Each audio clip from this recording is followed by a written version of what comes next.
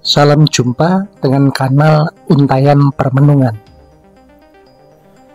Setelah berakhirnya pemilu 2024 dengan terpilihnya Prabowo Subianto dan Gibran Rakabuming Raka sebagai presiden dan wakil presiden untuk periode 2024-2029, maka sudah selayaknya kita merenungkan hikmah apa yang dapat kita petik dari proses pemilu 2024. Sangat mungkin pemilu 2024 akan menjadi prototipe atau model yang akan ditiru dalam pelaksanaan dan upaya pemenangan salah satu pasangan calon atau paslon di pilkada serentak yang akan diselenggarakan pada hari Rabu 27 November 2024. Pada kesempatan ini akan dibahas 3 imbas buruk yang dikhawatirkan akan terjadi, yaitu makin maraknya kolusi korupsi nepotisme atau KKN, makin meluasnya praktik politik uang atau money politics, dan makin sengitnya perang narasi antar paslon dan pendukungnya. Mari kita renungkan bersama.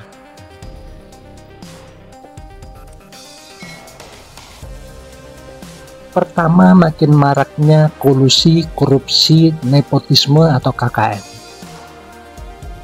Meskipun Mahkamah Konstitusi sudah memutuskan tidak adanya KKN secara terstruktur, sistematis, dan masif, terutama yang dimulai oleh nepotisme, tetapi sejumlah penelitian sudah menunjukkan bukti bahwa angka KKN makin meningkat dari waktu ke waktu.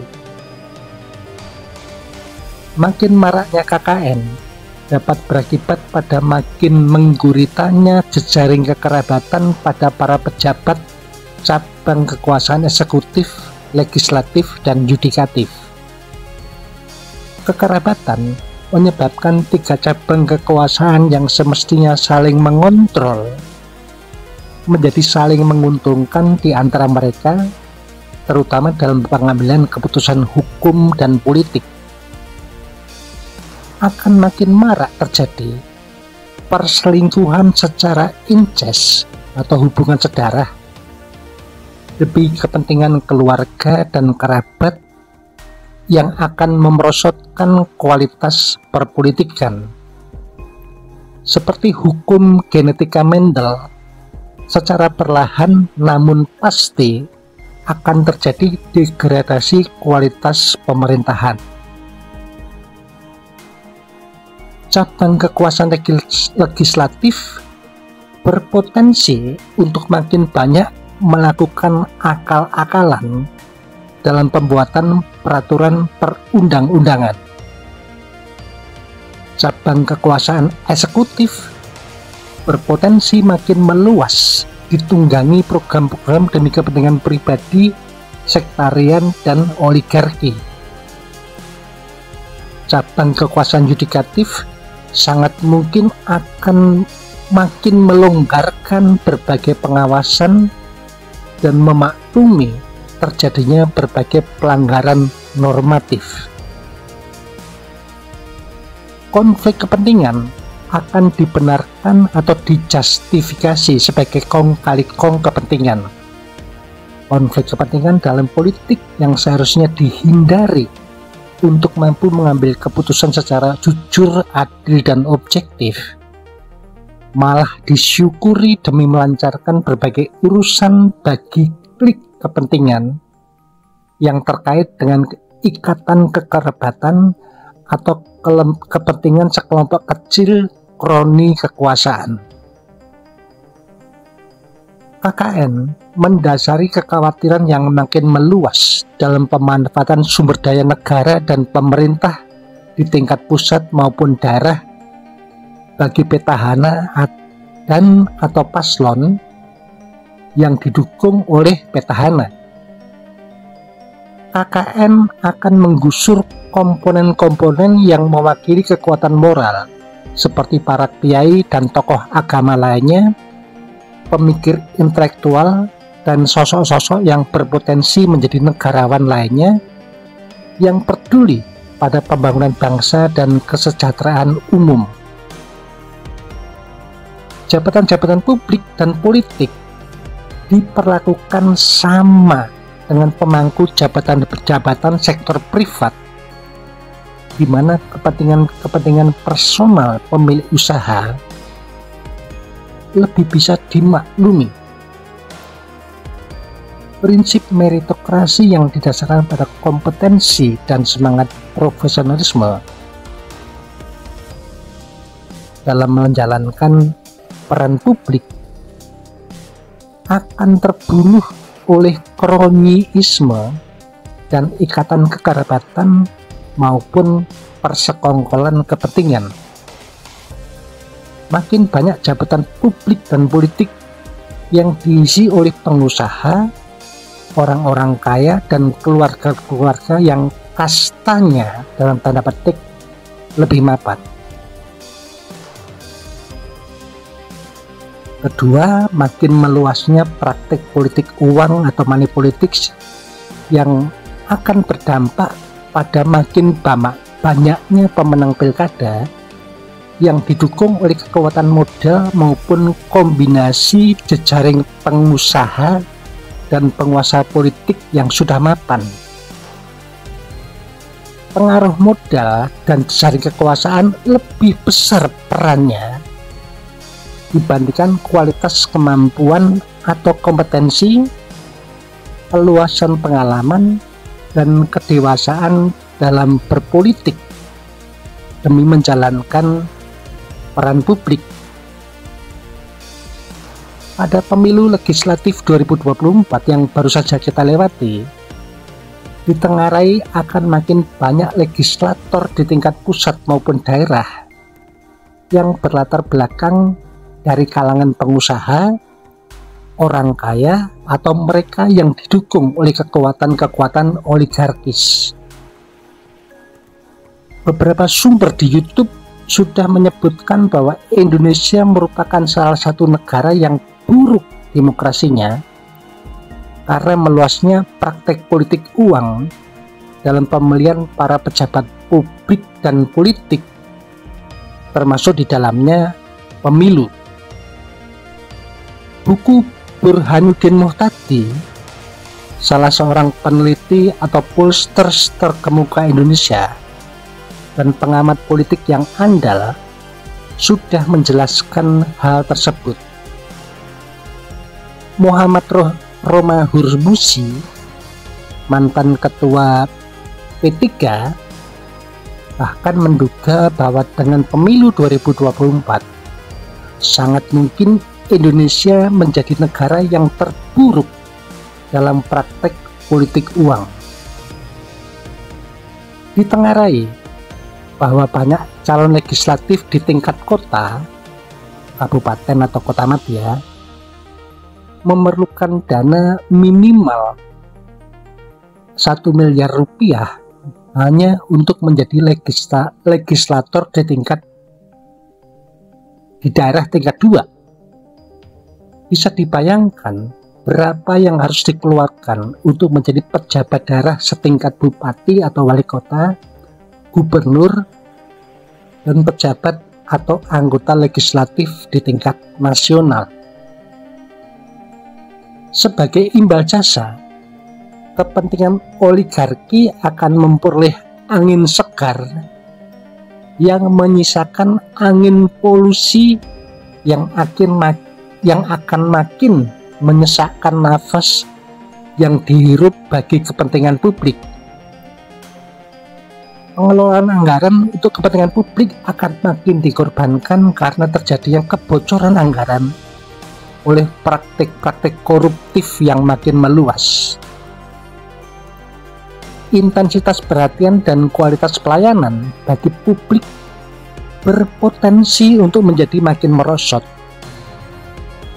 Urusan pelayanan publik yang terkait dengan administrasi dan penyelesaian masalah hukum maupun politik bisa kembali memerlukan uang pelicin untuk memperlancarnya.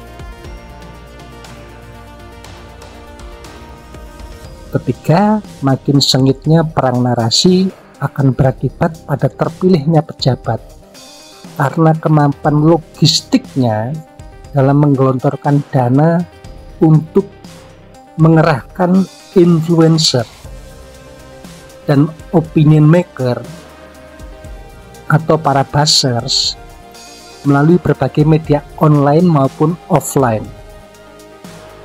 Keterpilihan makin sedikit ditentukan oleh kredibilitas kemampuan, keluasan pengalaman, dan kedewasaan dalam mengelola kepentingan publik. Media sosial, media massa mainstream, dan perbincangan komunikasi politik akan didominasi oleh pemigaan yang menumpulkan kemampuan berpikir kritis analitis. Apapun pendapat, program, dan perilaku yang ditunjukkan oleh paslon yang didukung akan selalu dibela mati-matian dengan argumen pembenaran secara membabi buta. Kebenaran dan argumen kritis akan dibungkam demi pemenangan bedak-bedak dan gincu politik. Alhasil, pilkada serentak yang merupakan instrumen demokratisasi pemerintahan dikhawatirkan tidak akan membawa manfaat yang berarti bagi kemajuan pembangunan di daerah secara multidimensi: sosial, ekonomi, politik, sosial budaya, ideologis.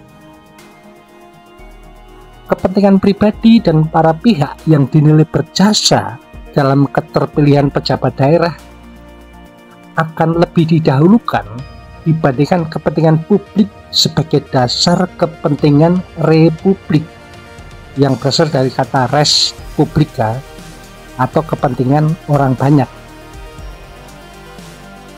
Di samping itu, pilkada tidak akan menjadi forum pembelajaran dan pendidikan kewargaan atau civic education yang meningkatkan kesadaran politik dan kecerdasan warga negara agar makin peduli pada penyelesaian masalah bersama.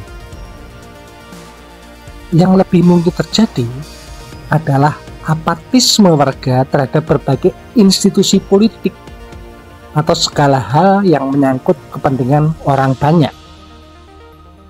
Termasuk di sini adalah apatisme atau bahkan sinisme terhadap partai-partai politik yang mempunyai kewenangan absolut dalam pemilihan dan penyiapan para paslon pejabat daerah. Kemungkinan buruk ini akan makin besar terjadi, terutama jika disertai dengan dua hal. Pertama, kurang profesionalnya kinerja Komisi Pemilihan Umum dan Badan Pengawas Pemilu atau KPU Bawaslu. Kedua, kurang efektifnya mekanisme untuk menegakkan netralitas aparat sipil negara atau ASN, TNI, dan Polri untuk mencegah penyalahgunaan sumber daya negara demi pemenangan salah satu paslon. Bisakah kita berharap bahwa pilkada serentak akan mendatangkan banyak manfaat bagi rakyat di daerah-daerah? Marilah kita berdoa semoga terjadi seperti harapan tersebut. Hanya saja, karena sudah diberi contoh dari permainan politik di tingkat pusat, kita layak menjadi agak pesimistis. Kita layak khawatir bahwa pelaksanaan pilkada serentak akan makin buruk dibanding pilkada-pilkada terdahulu. Sangat mungkin terjadi bahwa pemenang pilkada adalah mereka yang partisipasinya paling sedikit dalam menghadiri forum diskusi tentang gagasan program yang digelar oleh kelompok-kelompok masyarakat. Paling sedikit dalam kegiatan turun lapangan untuk melaksanakan kampanye. Dan paling sederhana dalam gagasan program yang mungkin dapat dinilai sebagai cara berpikir yang agak naif tanpa disertai kajian mendalam berdasar data dan fakta. Kehidupan politik akan banyak dilandasi oleh semangat pragmatisme, pemenangan jangka pendek, dan motif-motif ekonomis demi kepentingan diri dan kelompok sendiri. Bukan dilandasi oleh kemuliaan motif untuk memajukan daerah demi perbaikan kesejahteraan hidup dan perluasan manfaat bagi kepentingan publik atau rakyat banyak. Semoga analisis ini keliru agar kualitas kehidupan politik makin membaik. Terima kasih. Selamat berkarya.